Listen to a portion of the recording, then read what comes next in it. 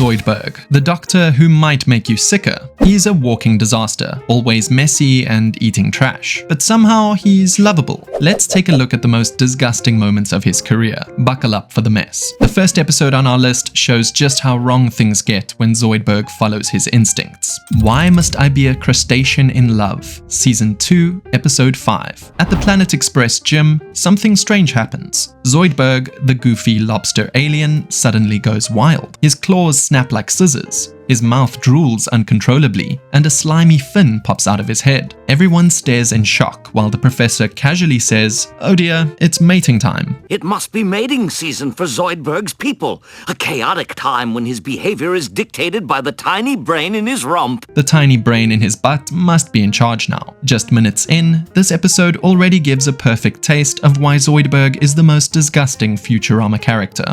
The crew takes him to his home planet, Decapod 10, where thousands of other Zoidberg-like aliens gather for mating season. The moment they land, he bolts to the beach, digs into the sand, builds a sloppy mound, and launches into a horrific mating dance. He waves his claws, squirts goo, and shrieks like a busted sprinkler. The whole thing feels less like romance and more like a horror show happening in daylight. This is Zoidberg in his natural form, slimy, clueless, and disgusting. He's trying to be charming, but every move he makes is more stomach-turning than the last. Yet somehow, Edna, an old classmate, notices him. Fry tries to help and becomes Zoidberg's dating coach. Shockingly, it kind of works. Edna actually starts to like him, until she finds out Fry was behind it all. Instantly, she dumps Zoidberg and goes after Fry. That's when Zoidberg snaps, literally. His eyes bulge, claws slam, and he challenges Fry to a claw plaque, a brutal ceremonial duel. Fry!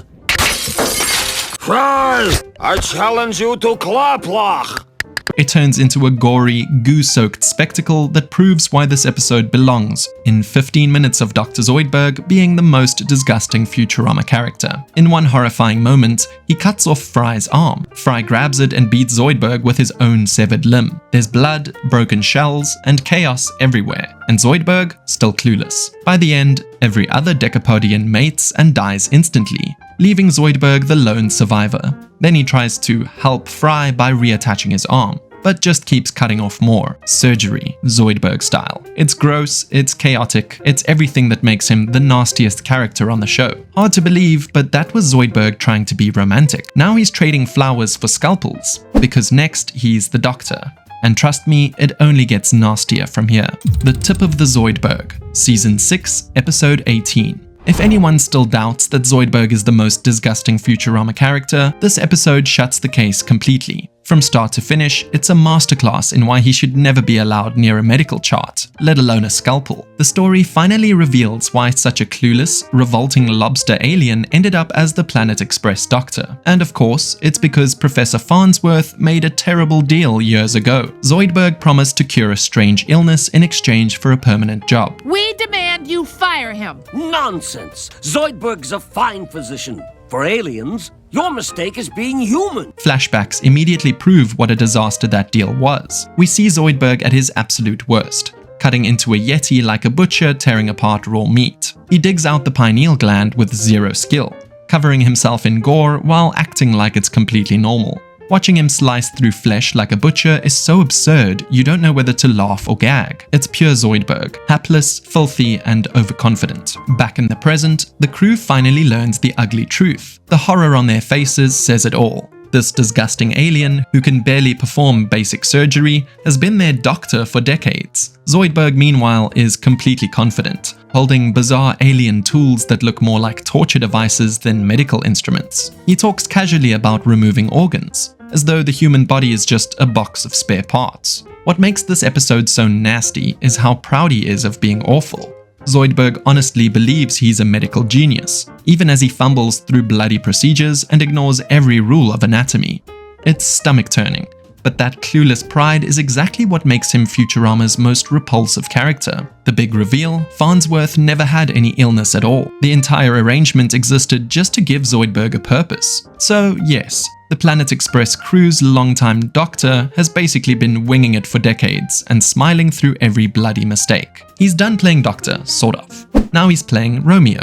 And let's just say, Love doesn't come easy when you smell like rotting fish. Stench and Stenchability. Season 7, Episode 25. Love is in the air. Well, at least it would be if Zoidberg's stench didn't ruin everything around him. Instead of slime or blood, it's his awful smell that takes control of the whole story. Zoidberg has been talking to a woman online for years. Just in time for the all-you-can-stand buffet at Chisler.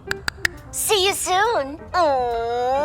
At last, he gets a real date with her. He arrives holding flowers, hoping for a nice evening. It ends quickly. She takes one sniff, gags, and runs away without even saying goodbye. His smell is so bad that romance dies in seconds. Upset, Zoidberg goes back to the shop to return the flowers. A thief jumps out to rob him, but the robber never gets the chance. One breath of Zoidberg's foul odor, and he sprints away in fear. The stink itself is more powerful than any weapon. Marianne, the florist, steps in. She tells Zoidberg that she can't smell anything at all. At last, here's someone who can sit near him without gagging. This leads to an odd but sweet relationship. Zoidberg enjoys her company, but his habits and appearance still remind us why he's so revolting. Marianne shares that she wishes she could smell flowers. Zoidberg thinks the best idea is to give her a new nose. And of course, he performs the surgery himself. When Marianne wakes up, she smells flowers for the first time and hates them. Then she smells Zoidberg. Shockingly, she likes his stink. The very thing that makes him gross to everyone else becomes the reason she stays with him. Bender has a silly tap dance story on the side, but it's forgettable. All eyes are on Zoidberg, his smell, his careless surgery,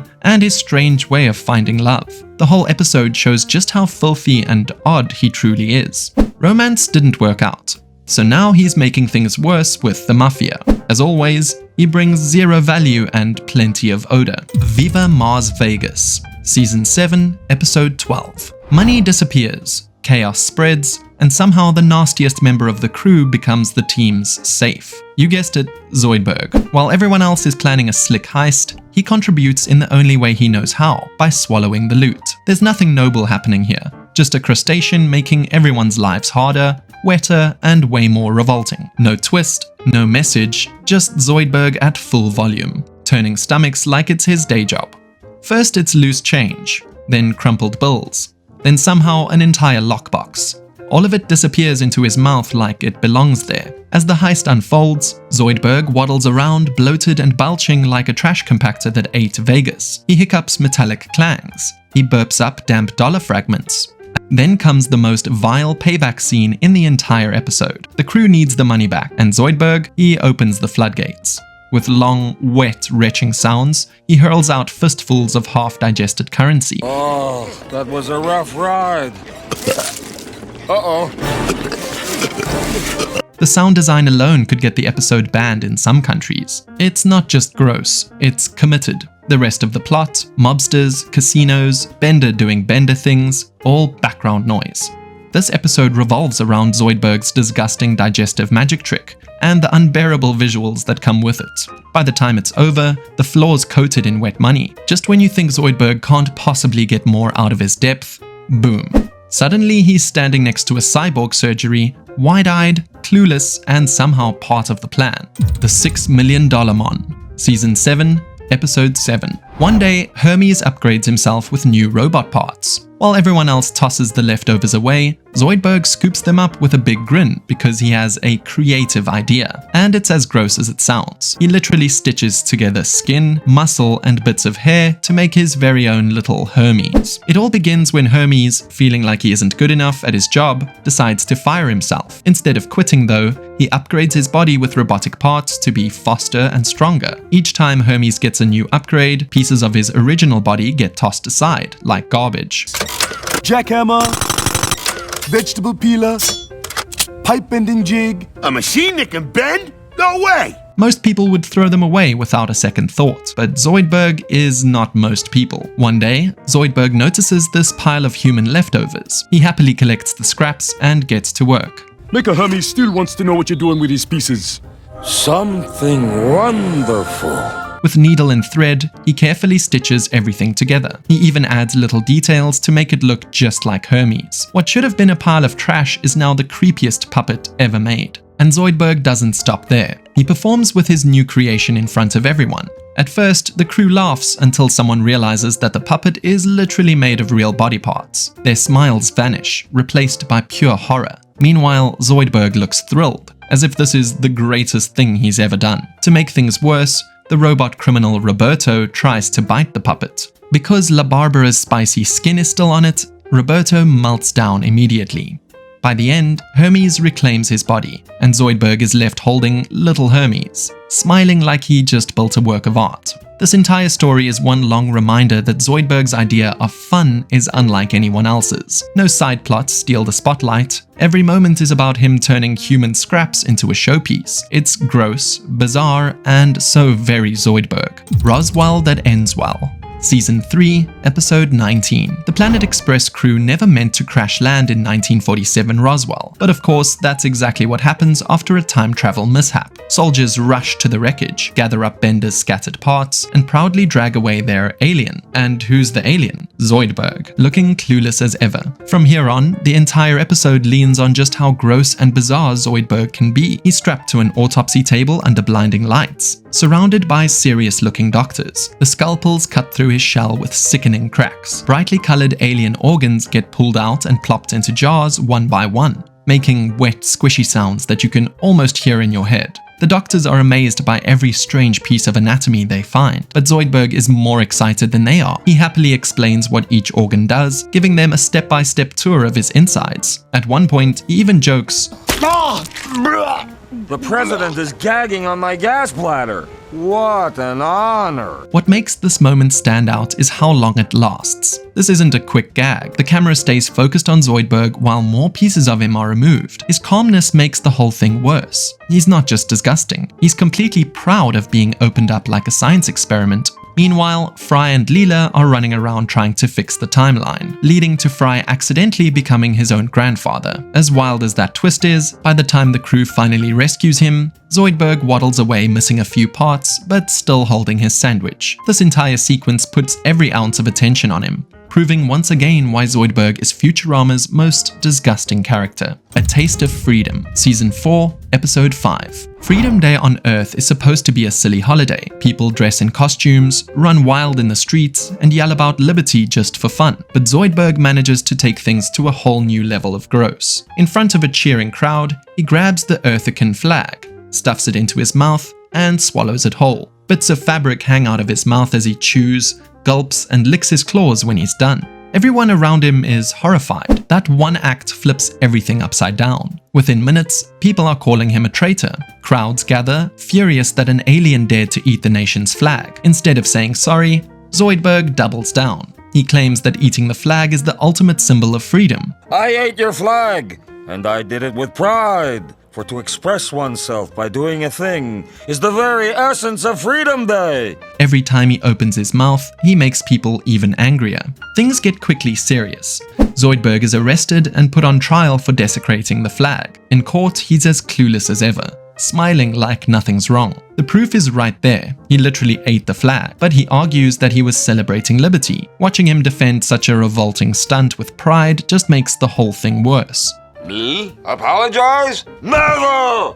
I came to this planet to learn the meaning of freedom, but I say it's you who should get a nice lesson. You are hereby sentenced to death. The situation snowballs out of control. Decapod 10, Zoidberg's home world, sees the trial as an insult and sides with him. What began as one gross act of flag eating now sparks a full-scale war between Earth and the Decapodians. Attack! Earth! Yes, I know it's a schlep. Just do it! Aha! Space battles erupt, politicians panic, and every problem leads straight back to Zoidberg. When the Decapodian leader tries to destroy Earth, Zoidberg finally does something useful. People of Earth, listen! Yes, I'm desecrating a flag, but to preserve the freedom it represents.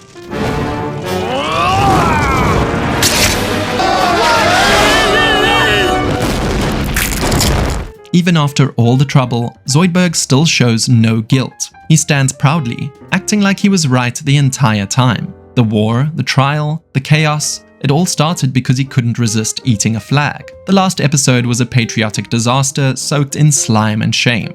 Every time Zoidberg shows up, it's not comic relief. It's a living contamination wrapped in a bad joke. So yeah, let's wrap this up. We laughed, we choked, we seriously questioned how this guy still has a medical license. Calling Zoidberg icky is an understatement. He's a non-stop assault on your senses with crab hands. If you're into more unhinged character breakdowns and animated chaos, smash that subscribe button like it just spilled ink on your couch. And if you actually made it through all of this without flinching, leave a comment below. You might be just as tough as Zoidberg's patience.